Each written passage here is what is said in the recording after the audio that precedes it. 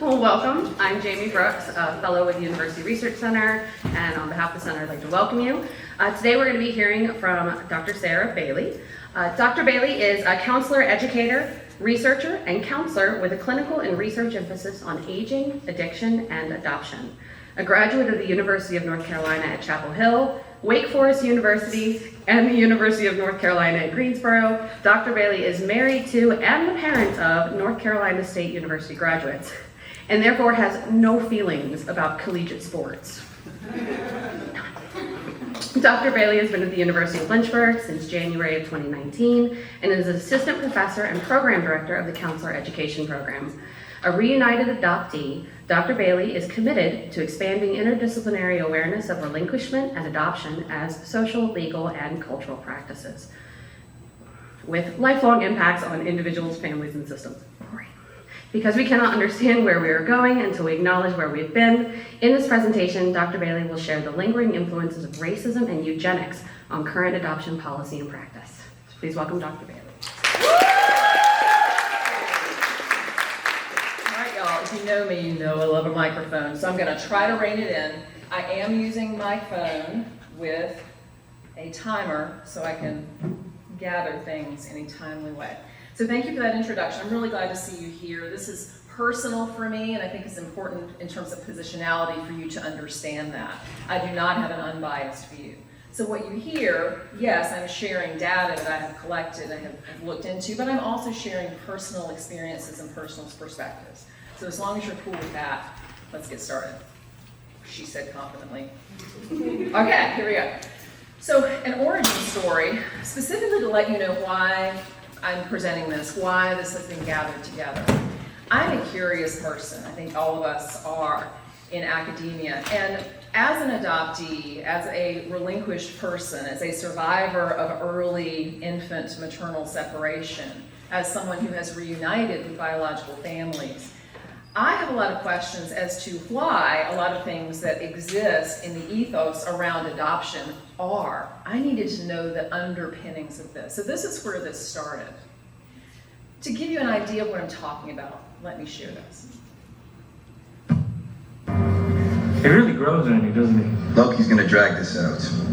So, Thor, what's his play? He has an army called the Chitauri. They're not of Asgard or any world known. He means to lead them against your people. They will win him the earth. Return, I suspect, for the Tesseract. An army. From outer space. So he's building another portal. That's what he needs Eric Selvig for. Selvig? He's an astrophysicist. He's a friend. Loki has him under some kind of spell, along with one of ours. I want to know why Loki let us take him. He's not leading an army from here. I don't think we should be focusing on Loki. That guy's brain is a bag full of cats. You could smell crazy on him. Have care how you speak. Loki is beyond reason, but he is of Asgard. And he is my brother. He killed 80 people in 2 days. He's adopted. 2012, I was sitting in the theater, surrounded by a lot of people, and the whole audience erupted in laughter. I did not. My first thought was, what is funny about the tragedy of a child relinquished from their culture, their history, their language, their traditions, their perspectives? What is funny about that? And in a theater in which there were some kids, I wondered how the adopted children in the room felt. Did they laugh? Did they feel that that was what they should do? So disparagement humor across cultural identities is not uncommon, from ageism to racism to adoption. We like to other the other. It helps us feel more grounded and centered. And if you look up adoption memes, you will see these. These are pretty prevalent, pretty easily found. I mean, what could be more funny than, was I adopted, Dad? No, but you soon will be. That's really funny. This one especially, and this meme picture has been used hundreds and hundreds of times. This especially makes me smirk because of the underpinnings, because of why this is. As an adopted person, historically, I am 15 times more likely to have murdered my parents than my kept peers. Kept meaning individuals who were not relinquished. 15 times more likely. I, as an adopted person, was also much more likely to have been killed by my parents than my kept peers.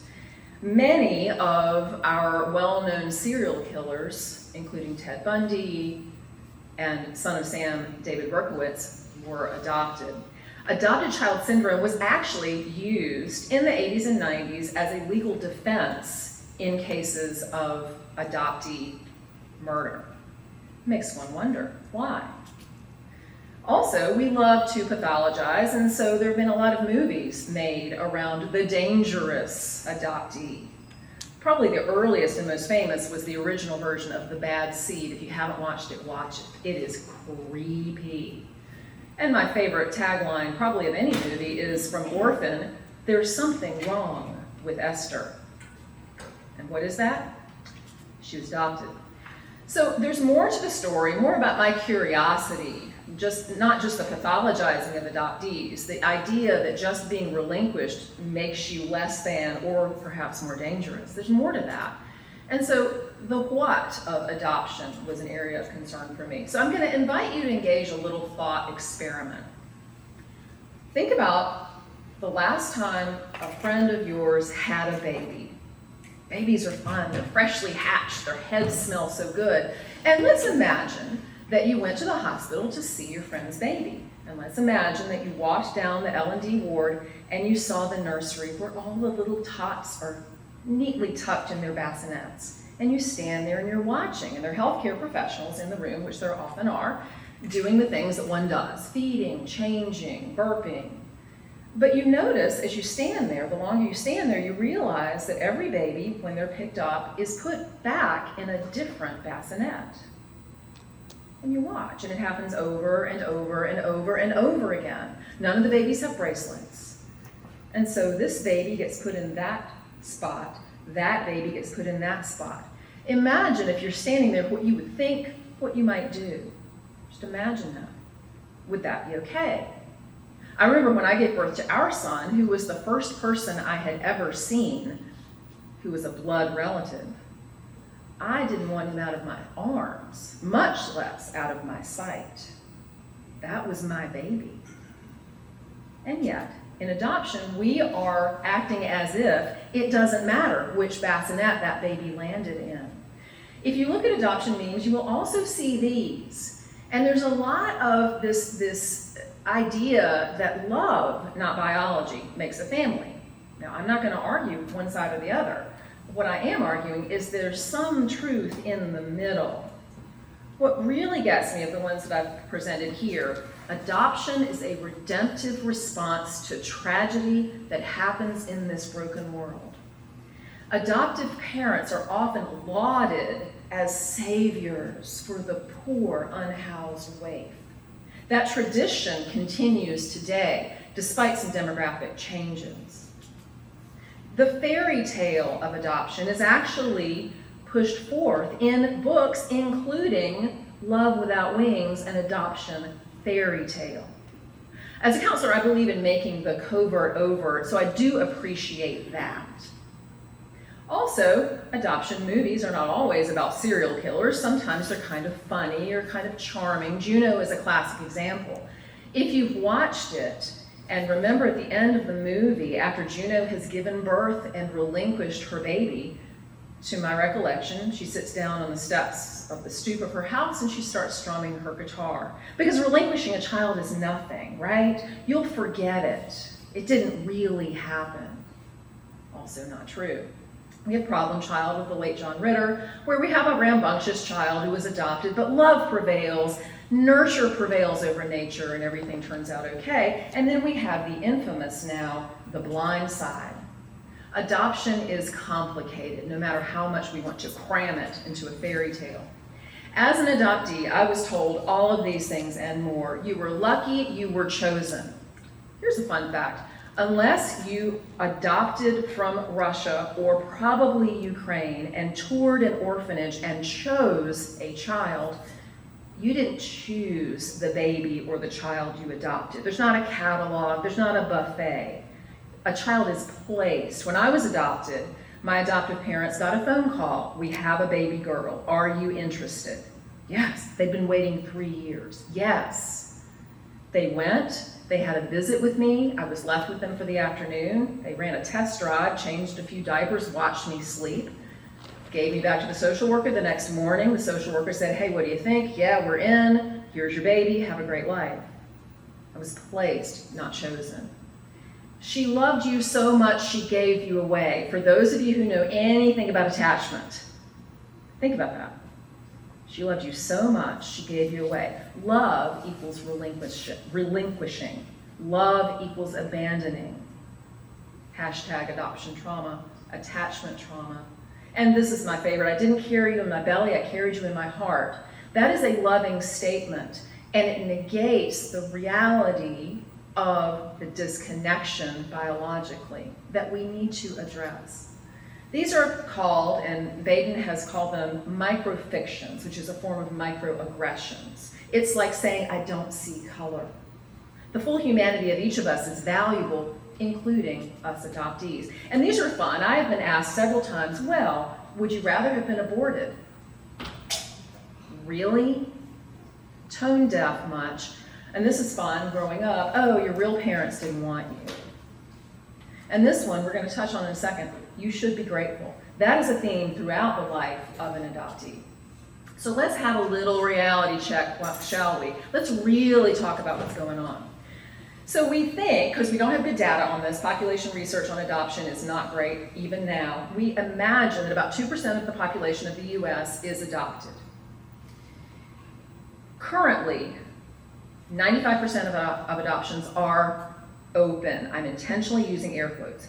Open. So the relinquishing parent agrees to relinquish to the adoptive family for an open adoption. And what that means, in theory, is that there will continue to be ongoing connections. There'll be visits, cards, there'll be connection. But there's no legal basis to keep an adoptive family from picking up, moving away, closing contact. So open adoption is not well regulated. It is also a microfiction, or perhaps a larger fiction. Currently, there are about 18,000 babies, young children available for adoption. And there are about 1 to 2 million families wanting to adopt. A little disconnect there. It can cost up to, and this is pretty rare, but it can cost up to $60,000 to engage in a private adoption. That's a chunk of money, which makes sense when you think about adoption being almost a $25 billion industry. I tell my students all the time, when you're wondering about social justice, when you're wondering about inequities, when you're wondering about systemic differences and challenges and inequities, follow the money, follow the money. In 2004, about 23,000 international adoptions took place. That fell in 2019 to 3,000. China's just closed their doors. Those numbers are going to fall even more. Currently, there are about 15 to 35,000, again, we don't have good data, 15 to 35,000 international adoptees who were adopted before 2000, whose citizenship status is in question because the parents adopting the children were not given good legal advice on the steps to take to ensure citizenship. Again, we don't have good data on this. What I've read is anywhere between about 55 to dozens of international adoptees have been deported because their citizenship status was not guaranteed at the time of their adoption. The 2000 Citizenship Act will help for adoptees born after 1982, but for those born before that, they are at risk of deportation. So here's the question. Are we looking for families for babies, or are we focused more on babies for families? With the overturn of Roe v. Wade, we started seeing more and more of these posters. Let me adopt your baby. Notice all of these, your baby. It costs up to $60,000, so of course there are fundraisers. There are fundraisers for adoptions all the time. It makes sense. It makes sense. But let's follow the money a little bit more closely. I don't know how well you can see this. It's probably okay on this middle screen. But depending on the color of your skin, the cost for adoption will vary. Now, the most expensive, and I want to vomit when I say this, but I'm going to say it because it's true, the most expensive baby on this list is actually a biracial baby, Caucasian and Hispanic, this is their terminology, at $30,500. But if you look at the African-American girl due October 15th, bargain basement price, $17,000. If you look at the Caucasian baby due late October, that's going to cost you $28,000. Now, this was pulled from a website, an adoption agency website. They have now taken it down. This caused a furor, as you can understand. What does this remind you of? Making human beings commodities. Let me think. In our nation's history, when did we do that? $60,000 or even $17,000 could go a long way to helping a person who is in an unplanned pregnancy who would wish to keep their child, helping them to keep their child. Because a lot of times what happens at crisis pregnancy centers is we have these women, I'm using assigned female at birth, using the term women. We have these women coming in pregnant for pregnancy tests, ultrasounds, and then someone talks them into hanging on to the baby and possibly relinquishing. If that person in a quote-unquote crisis pregnancy had $17,000, don't you think they might be able to think about parenting that child? So I want to do this really overview, and I'm going to start moving toward the history a little bit more. Not always, but often, what you're talking about with adoption is first an unplanned, FYI, half of us were unplanned, an unplanned or unwanted pregnancy, the dissolution of family ties through relinquishment, and often, but not always, often, infertility. Infertility is not cured by adoption. Yes, you can build a family through adoption, but infertility and adoption are two separate things, but they have been conflated. If you want to adopt, there are available children to adopt. There are many, many, many of them, but nature nurture. We still believe, this is pulled from a law firm in 2009, we still believe that babies are blank slates, that love and help and a stable life will fix any genetic concerns or anything that happened in the family's history before the baby was born. We still believe that, so babies are at a high demand. We also know that adoptees are 4 times more likely to attempt suicide. We are well overrepresented in mental health care and substance use disorder treatment, and overrepresented perhaps as much as 14 times that of non-adopted kept peers. So there are risk factors associated with being adopted that adoptive parents are not told, that I as a counselor was not told until I started digging into the research. The primal wound, which was originally defined by Nancy Verrier back in the 90s, is a true wound. If a mother dies at birth, the family gathers around that baby and does their best to make sure that baby knew that they were loved, that baby knew that that mother sacrificed.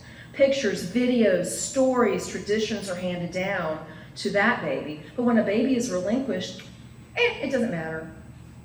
I've gone to physicians' offices, and I had a conversation with Emma and Evan the other day. I've gone to physicians' offices, at least before I reunited, filling out paperwork of health history. And when I got to the health history, not knowing it, I would say I'm adopted. I remember this very clearly. One physician said, "Oh," and took a pen and marked through the health history. My health history didn't matter because I was adopted. So let's go into the history. This is the meat of what I wanted to talk about. This is me trying to make it make sense. Help me understand why things are the way they are. So back in ancient Babylon, in ancient Mesopotamia, 18th century BCE, I'm looking at my time, yay. There were 282 standards in the Code of Hammurabi. 7 of those actually pertain to adoption, which is pretty cool. So we can go way back and see where this all started. The notion of adoption being permanent was established in these standards. If a man adopt a child and to his name a son and rear him, this grown son cannot be demanded again. So this is a concern with adoptive families, fear that the biological families will come and take the child. Understandably. My mom and I talked about that a lot. So permanence was part of adoption from the beginning. Also obligation. If a son of a paramour or a prostitute, basically an illegitimate child of a woman who was not married, say to his adoptive mother or father, "You are not my father or my mother," his tongue shall be cut off. There's another similarly charming standard that threatens the plucking out of an eye. We have to be grateful. In ancient Greece, adoption of females was rare. Adoption was pretty rare as well. There was a stigma against adopting if you had the capacity to have your own biological children, because there was the notion that illegitimate children were flawed in some way, that a woman would only get pregnant outside of a stable relationship if she was flawed, and that therefore the child was flawed as well. Oftentimes in ancient Greece and in later times, adoption was used as a family building tool, but even more often as a tool for financial stability and paternal perpetuity. In ancient Rome, the earliest adoption we can think of there is when Julius Caesar adopted Octavius, who then became another emperor. Family connection mattered, bloodline stability mattered. Many people have used biblical text as a justification for why adoption should be celebrated. And this was from an adoption website. It is clear that adoption is dear to the heart of Christ and should be central to the missions of Christians globally. So this is New Testament talk here. I am acknowledging that. And in the New Testament, there is verbiage around adoption, the process of transforming into something new. But we're talking ancient Rome, and we're talking Paul, and we're talking that time period, and this is Old Testament times. A bastard shall not enter into the congregation of the Lord, even to his 10th generation shall he not enter into the congregation of the Lord. That's pretty clear. King James Version of the Bible. Now, I grew up Southern Baptist. I consider myself a recovering Southern Baptist, and so you might wonder, King James, like that's pretty tight. Can we expand beyond that? I'd be delighted. No one of illegitimate birth may enter the assembly of the Lord. None of his descendants, even to the 10th generation, may enter the assembly of the Lord. So that we're pretty clear in 10 generations. 10 generations. This is the New American Standard. And you're probably thinking, oh, come on, Sarah, you just cherry-picked the biblical version. Okay, if a person is illegitimate by birth, neither he nor his descendants for 10 generations may be admitted to the assembly of the Lord. This is pretty clear. Now, I grew up in a Southern Baptist tradition in which we read the Bible, and I was taught that every word in the Bible is true.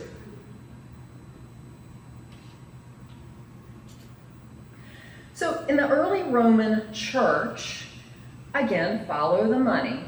There's expansion of the empire. There's expansion of Christendom. Adoption was discouraged, simply put, because if a couple who was childless died, guess what happened to their wealth? Went to the church. So if you adopted a child and that child inherited, that was a threat to the early church. So I feel a little tension when someone tells me, as you saw a couple of slides earlier, that adoption is really important, it's biblical. It depends on Old, New Testament. It depends on that.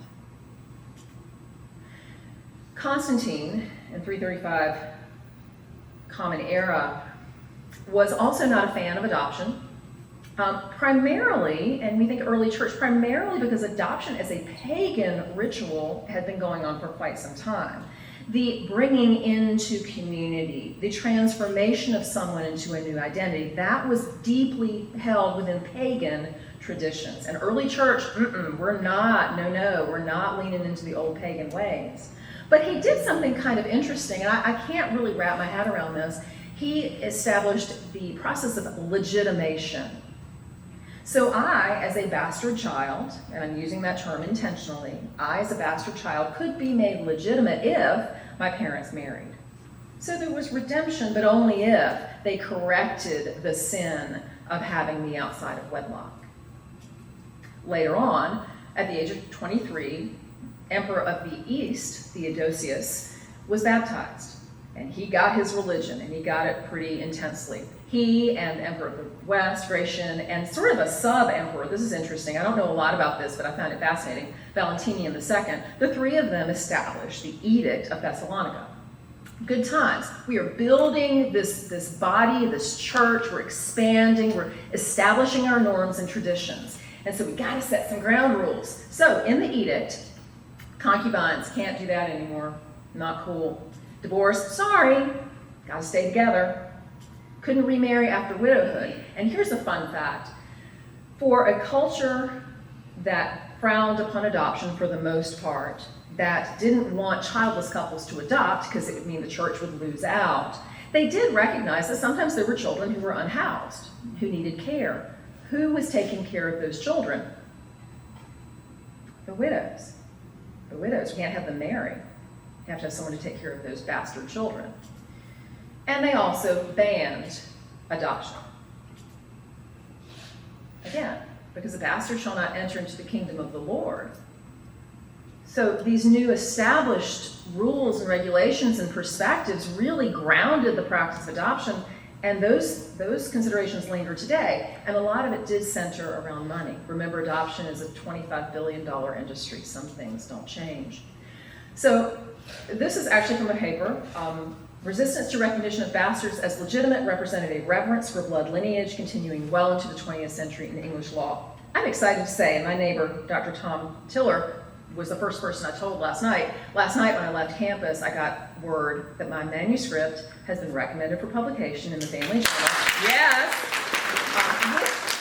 With the most simple edits I've ever seen. I checked the email like 4 times. I thought, this can't be true. But this comes from that. I don't know when it will be published. I don't know what page it will be, but I signed it myself. So I'm very excited about that. So basically, the idea about adoption, some of the biases against it, the threat of the illegitimate child, and also the threat to the church if children were made legitimate, that sort of feeling went through until the late 18th century. Illegitimate children of fallen women whose bad blood could spoil the lineage's heritage, we don't want nothing to do with that. So the first record of something akin to adoption in the New World was in Jamestown in 1636. Benjamin Eaton was 7 years old, and he was fostered. Now, fostering at that point really meant indentured servitude or apprenticeship, probably for life. But this is kind of the first time we sort of get some sort of almost a legal hint of adoption as a potential consideration. But the actual first legal adoption we have on record is from Massachusetts in 1693. Governor Sir William Phipps. He adopted his nephew, his wife's nephew, Spencer, and in his will, he referred to Spencer, my adopted son. Now, it's important to note that for those of you who do any sort of genealogy, you will notice that adopted people are treated differently in family lines. That's because genealogy focuses on blood, not legal relationships. When I was growing up, my adoptive mom, who was wonderful, who talked to me about adoption all the time, who was open-hearted, who was great, was very interested in genealogy. And she would get really excited and say, your grandmother or your great-grandfather did this or that. And I was never quite able to express what I felt about that, because I knew intuitively they weren't mine. I'm not theirs. In my adoptive father's family, there were 8 children, and I was not in the room when this happened, but my mother was and told me years after it happened that there was some discussion about the family land. They were all farmers, and those grandparents had died, and what will we do with the family land? And when the grandchildren were listed, I was not among them. So adoptees understand our othered status, and this is from early days. I also want to highlight, this is another fun fact, Governor Phipps, the year earlier, established the Salem witch trials. I have no feelings about any of this. So we're looking at adoption as a legal practice and legislation. I've got the dates up here. Interestingly enough, Europe was a real holdout when it came to establishing adoption as a legal practice. Again, primogeniture, the blood lineage, the paternal line, is really important in aristocracy. If you don't have a blood descendant, can you continue the line?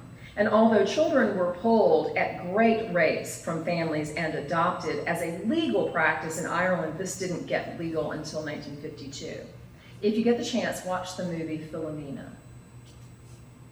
So in the US, from the late 18th century into the early 20th century, orphanages grew in numbers. We started with about 200. By 1920, we had about 120,000. But these were only for people who looked like me. The idea, some say, was a beneficent one, At that time, earlier on in the late 18th century, children who were unhoused were often put in carceral circumstances, in prison with inmates, and I'm sure that that did not end well. But others have described this as a method of social control. We can manage those kids. We can manage those bastards. We can manage those others.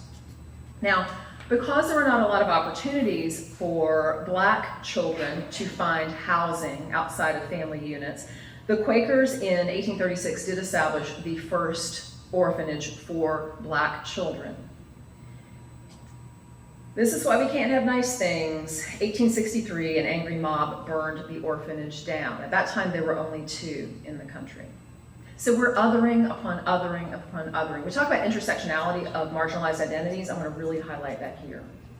And then we think about the assimilationist era. And I have extended that. I put the ... behind it because there is still ongoing injustice in adoption with indigenous peoples in the US. So we all know the story of kill the Indian, save the man. Here, nature, nurture. So the establishment was arguing that the nature of indigenous people, of native peoples, was not okay. So we're going to try to civilize them, pull the savage out by training them and teaching them and distancing them from their culture, their heritage, their traditions, their identities, dress them up in pretty clothes. We're still not going to fully assimilate them, but we'll have better control over them. This continued into the Indian boarding schools. We don't even know the numbers. We do not truly know the numbers. The tragedy of this is outside the scope of this talk. This went on into the 60s, 1964, Operation Papoose in Miami, specifically in Miami, because this was across the country. The children come in all sizes, ages, and hues. Although the tendency is to place them with outside families as young as possible, half the 125 adopted so far were less than 6 months old. Remember, tabula rasa, babies come as blank slates. We know at least 80,000 children were placed outside of their original homes during this time. Eugenics, this is fun. Galton, in the 1880s, was one of many who were really focused more on nature than nurture, and said that we needed to do some cleaning up of our bloodlines. He also he didn't actually develop the standard deviation formula, but he was the first to talk about it. Yay! So I wanted to talk about eugenics and adoption kind of more simplistically here. So you have, again, assigned female at birth, a woman carrying a child out of wedlock specifically, pathologized to be a whore, a floozy, feeble-minded, perhaps. And so if she's feeble-minded, her offspring will naturally be feeble-minded as well. And what could that turn into? Crime or serial killer. So the eugenics movement in the US in the late 19th and early 20th century really took off. A lot of folks who were feeling threatened by the others were really excited about the notion that we could breed better populations. Goddard wrote that adoption is a crime against those yet unborn because if I, a bastard who comes from a feeble-minded mother and then placed in a home and fed and nourished and go on to procreate, my offspring will be tainted as well. When I was young, probably 11 or 12, I was worried about my adoption status, which I often was as a child. And I remember talking to my adoptive father, and I was, wondering, like, where did I come from? What was wrong with me? Why was I relinquished? I remember as well as it happened 2 minutes ago. I keep looking at my time. Yay! He turned to me, and he and I had a fractured relationship from the start. It was horrific. And so this is tainted by that relationship. But he looked at me and he said, "You came from good stock." I'm sure he meant it as comforting. I took it as, do you know more about my parentage than you're telling me? You came from good stock. Paul Popenoe, he's also a charmer. He never married, and he didn't have a college degree, but he wrote a book, Modern Marriage, a Handbook for Men, and was awarded an honorary doctorate from Occidental College. Yeah. He described adoption as a reproductive time bomb for the same reason that Galton described what he described. Popenoe wrote that the rate of death of infants was directly associated with the defect in the parental stock. Well, it's a good thing I came from good stock. Look at Physical Culture published in the the 30s, I think. Shall we breed or sterilize defectives? Across the river, the colony. Carrie Buck, Buck v. Bell. Feeble-minded was what she was called, as was her mother. Carrie did have a child before she was forcibly sterilized. There was a battle over that sterilization that was lost. The jurist Oliver Wendell Holmes wrote, "3 generations of imbeciles is enough." And just to remind you, in the Nuremberg trials, the Buck v. Bell ruling was used as justification for the Nazi horrors. Baby farms in the late 19th, early 20th century were another plague on our country. The notion here was, especially for poor women, so we're talking about unwed mothers, we're talking about poverty, we're talking about racial disparities, we're talking about bastard children. Poor mothers in urban areas often didn't have family support because they'd moved from the farms. Industrialization's going on here. They needed a place to have their babies cared for while they worked. And baby farms cropped up, and these babies sometimes were well cared for, often not. On the left is from a newspaper article. In the middle and to the right, that's the same baby. In the middle, that baby was pulled from a farm. To the right, it was several months later, much healthier. Around this time, 1923, there were ads in the papers, families wanting children. Here's a wanted ad, desirable home is available for boy of 7 or 8. Today, if we saw that in the paper, we would recognize that as predatory. And even then, officials saw this and started questioning what was happening in the baby farms. Because what was going on was this. A mother would take their baby, they would pay for the privilege of having the baby watched. And then if the baby was cute, white, blonde, typically, that baby would often be sold to someone who was looking for a child. A Chicago farmer was quoted as saying, "It's cheaper and easier to buy a baby for $100 than to have one of your own." Then the orphan trains. This is another chapter, and we're talking here about nature, eugenics, nurture, social engineering, all the things. This lasted from about the mid-1800s to the early 1900s. The best of all asylums for the outcast child is the farmer's home. So the idea here is that yes, in urban areas, there were children who were abandoned. And often these children would get together, and yeah, they'd get into trouble because kids do. And social workers and proponents of good care for children would sometimes gather these children and send them out west to families where they could be used for labor, where they could be taken in and presumably given a home. But the idea behind this isn't as well-meaning, perhaps, as we think it is, because here's a quote: "I just finished eating and this matron came by and tapped us along the head. You're going to Texas." I looked up and I said, "I can't go, I'm not an orphan, my mother's still living, she's in a hospital." The child was told, "You're going to Texas," and they went to Texas. This child was not abandoned. This child needed care. He was pulled from his family, his culture, his heritage, his language styles. Often these children were children of immigrants. They were Irish or Italian.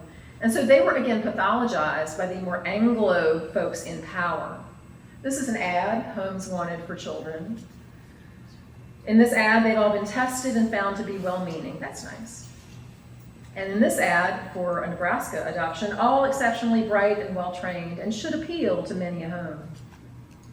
Then we have Georgia Tann, and I could go on for hours on Georgia Tann. Georgia Tann is sort of the crux of where things shifted.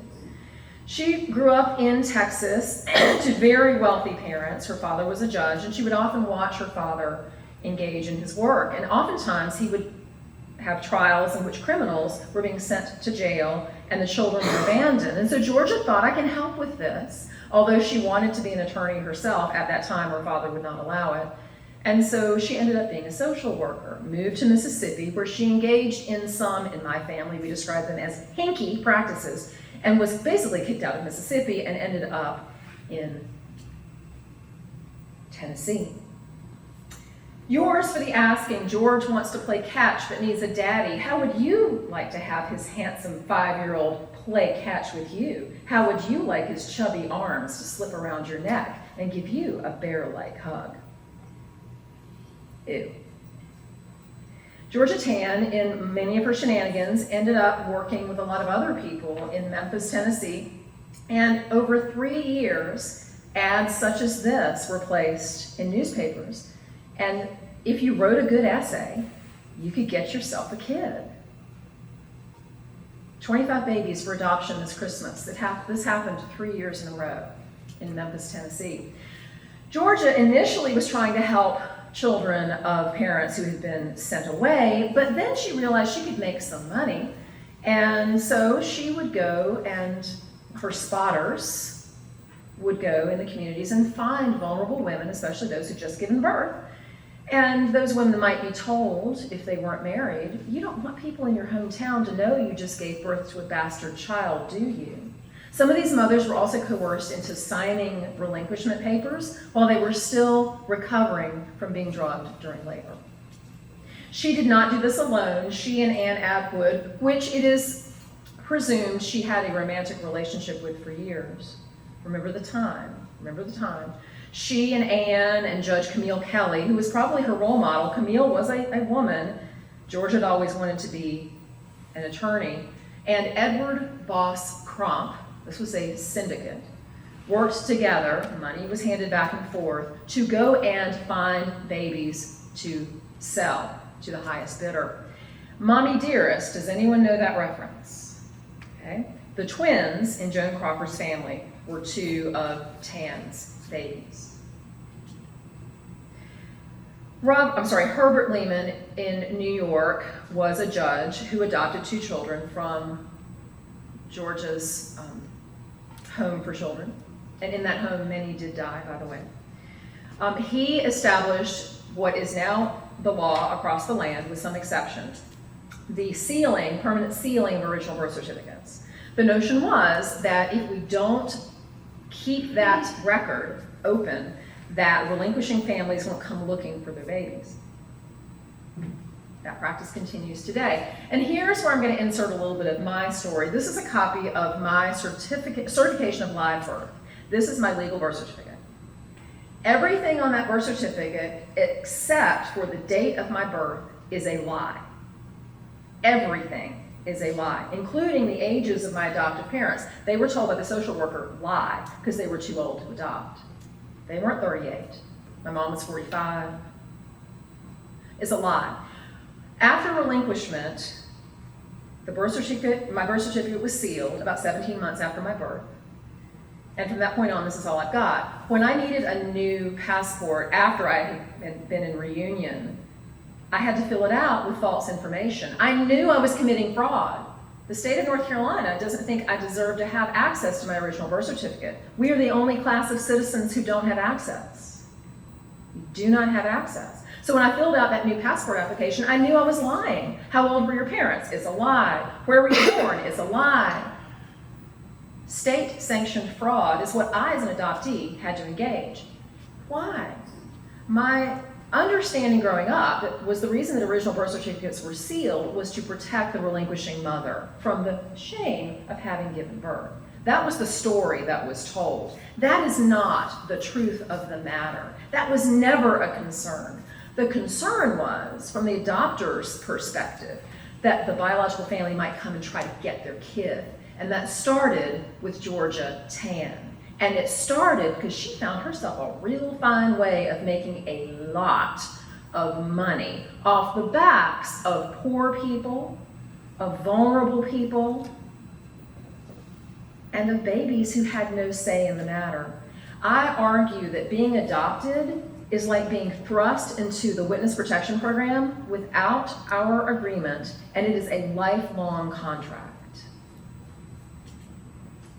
In green are the states currently where 18-year-olds and older who are adopted can get access to their original birth certificates. You can see that North Carolina and Virginia are not among them. The baby scoop era, which is my era, was a time when sexual mores were loosening, but birth control was still not there.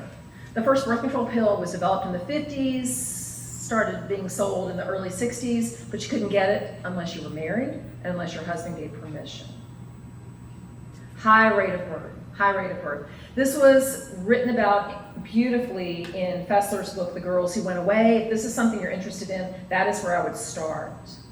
Peyton Place, classic movie, watch it if you can. A lot of it is centered around the shame of illegitimacy. So here we come to my story. But first, a call to awareness. So as a counselor, when I am working with someone who is adopted, again, I have the lived experience, so there's some of the underpinnings that I get. But when I work with folks, a lot of times they are, as was described many years ago by Betty Jean Lifton, still in the fog. We think about cultural identity development. Even today, even this morning, I had a moment preparing for this when I felt like I'm still in the fog. I'm still figuring out my way. The microfictions, the lies, the prejudices, the microaggressions, the you should be gratefuls, the aren't you glad you weren't aborted, the overturn of Roe v. Wade, all of these things keep stirring up. And so when I work with folks who are adopted, a lot of times they've never thought about their identity. They've never thought about what they're missing. I remember when I was first entering into this work personally, for me as a person, I had a conversation with someone and I asked, which is a very naive question, why does it matter that I get access to my original birth certificate? Well, that's like saying, why is it important for me to know that half of my DNA comes from Scotland? Why is that important? It's important because it's mine. It's my story. Even if I don't know it, it's my story. It's also important to think for adoptees that we are ripped from our cultural traditions. When I reunited about a year later, I went to a wedding of a cousin. And when I say that when I reunited, I saw myself in other people, y'all, I saw myself in other people. And I was sitting there after the wedding, I was watching the dancing. I grew up in a family, we didn't dance. Music was not played. And I was watching the dancing and I was just overcome with emotions. Like, these are my people. I missed out on that. My biological mother and her older 4 siblings grew up in a family raised by 2 deaf parents. They were not hearing at all. They lost their hearing in their youth. They met at the Morganton School for the Deaf in North Carolina, and they went on to have 5 hearing children. So sign language was spoken. When I reunited with my biological father's brother, the first time we met, because I talk with my hands, like this hand is freaking out right now because I'm holding it down. My Uncle Donnie said to me, you are just like your mother. She talked with her hands all the time because she used sign language all the time. There's an epigenetic consideration here. I didn't know that here. I knew that here. I always thought I was Italian. I'm not Italian. But my biological mother used sign language. You cannot tell me that that is not real and true and important. So for adoptees, there's a lot of who am I, especially relinquished children who never find their biological families, which is the majority of folks. We miss out on our genetic and cultural history. After I reunited, I learned of a preventable disease that in my biological father's family is prevalent and deadly early on. I never would have started screening for that if I hadn't had the privilege of reuniting. Is that fair? Would that have been fair to my son not to know? I argue no. The question is, why was I not good enough? I still today, if someone looks at me sideways, my first feeling is, they're going to abandon me. I just went up for tenure. I just submitted my packet. I cannot tell you the emotional process. I've got to legitimize myself. I've got to prove my worth. I'm not saying that that's unique. I'm not saying that at all. I think in academia, that's kind of the zeitgeist, right? But for me as an adopted person, that's been my story. The othering. I could be a serial killer. Well, actually, here's something to think about. We watch a lot of British mysteries. I love Midsummer Murders, and we were watching an episode one day, and there was an adopted character, and I said, Rick, that's the one who did it. That's your key. I promise you. Lifetime movies, yeah, it's always the adopted person who did the killing. It always is. Citizenship status, again, we have folks in the US who were brought here by loving families who are in danger of being deported to countries they don't recognize. That is not okay. Health, my health, it matters. It doesn't matter less because I was relinquished, but that's what we believe in the system of adoption. Let me make sure. Do I have, yes? Okay. Also money. Anytime we bring money into things, and Georgia Tan is a classic example of this, anytime we bring money into things, ethics, the right, the wrong, justice gets called into question. It's a big business. It is a big business, and we need to know that. So here we get to my story. This is me. To my knowledge, this is the first picture that was ever taken. There may have been others, I don't know. I was relinquished. I was a week old when my biological mother, I have her journal, when she was pregnant with me and when she gave birth. I was a week old when the social worker came into the Salvation Army maternal or maternity home in Durham, North Carolina, and plucked me from the bassinet and unceremoniously walked me out the door. My biological mother's name was Bobby. Bobby wrote that I didn't cry, but I didn't smile either. So imagine, forevermore, I'm distanced from everything that I knew for the last 8.5 months. At that time, when she gave birth, she and the other mothers in the maternity home did care for the babies for a few days. She got to care for me for about 3 days before I was taken away. Then I was placed, not chosen, placed about 4.5 months afterward. I had been hospitalized for pneumonia.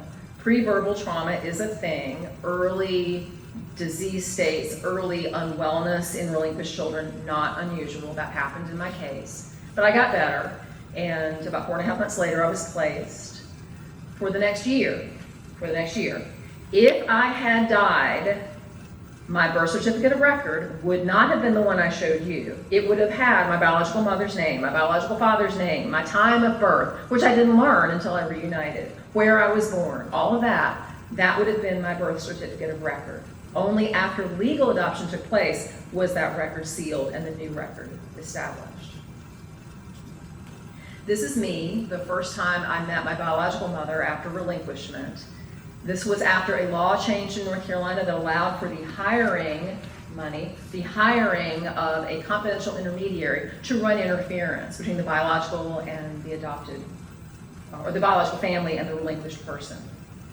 In my case, my confidential intermediary, who was a social worker, was not able to locate either of my biological parents, and said so. I had really not been searching for a mother. I had a great mom. I was searching for a father. And on that phone call, she said, I have some news. I can't locate your mother. I'm guessing she married. I can't find her. But I know what happened to your father. In 1967, when I was 9 months old, the helicopter he was piloting, the flight he wasn't supposed to take because he was 11 days from coming home after his tour. The flight he wasn't supposed to take that he took because he wanted to do a quick trip to Saigon and get some gifts for his family. In that trip, when he was piloting, he had a catastrophic failure of the rotor, and he and his 2 passengers crashed and died a fiery death. Years later, I found and had a conversation with the person who was supposed to pilot that flight.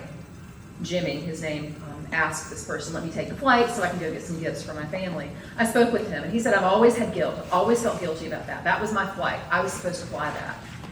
But he went on to have 3 kids who grew up and just turned out into these wonderful humans, and I reassured him, and I hope he felt it, that no, you weren't supposed to fly that day. Jimmy, it was his flight. But knowing that my biological father had died within the year of my birth gave me what I needed to know. And that night, after my confidential intermediary told me it couldn't happen, that night I found him. I found him on the Vietnam War Memorial website because there was only one person who matched all the criteria. I did get to ask my confidential intermediary because I had always been told that my father was a pilot. I said, was he a pilot? And she said, yes, he was a helicopter pilot. That's all I needed to know.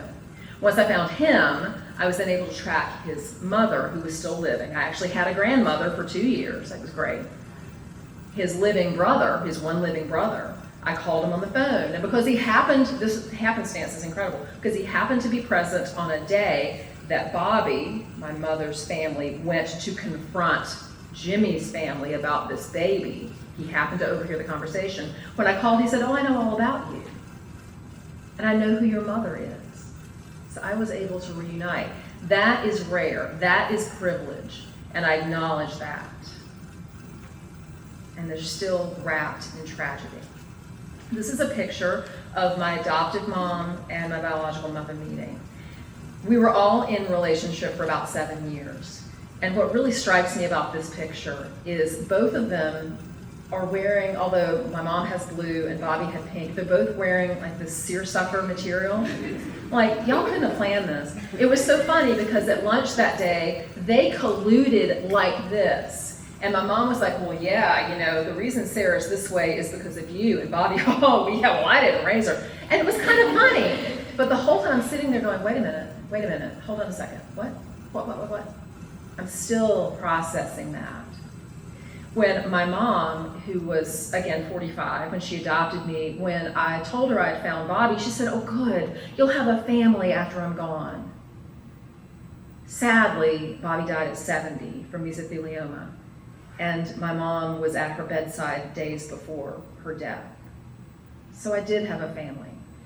But the challenge of reunion is that these relationships that were genetic and blood linked don't always translate well into practice. And I've pretty much been distanced from my biological families.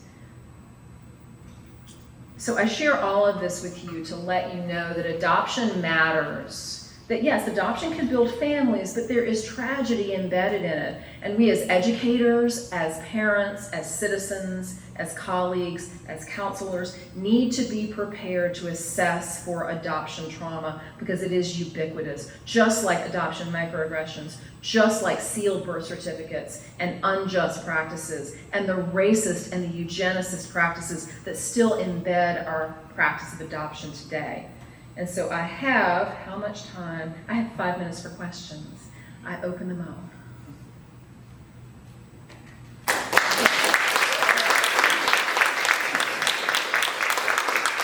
What would you recommend to families raising adopted children in terms of educating them, talking with them?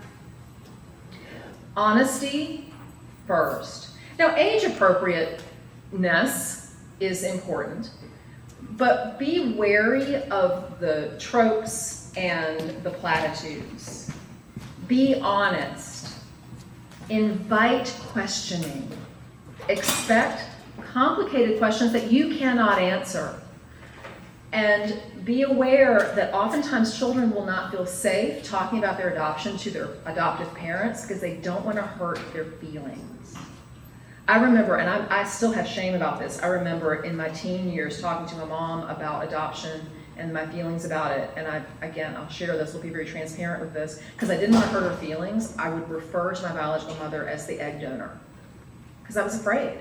Because if I could be relinquished once, I could be relinquished again. So having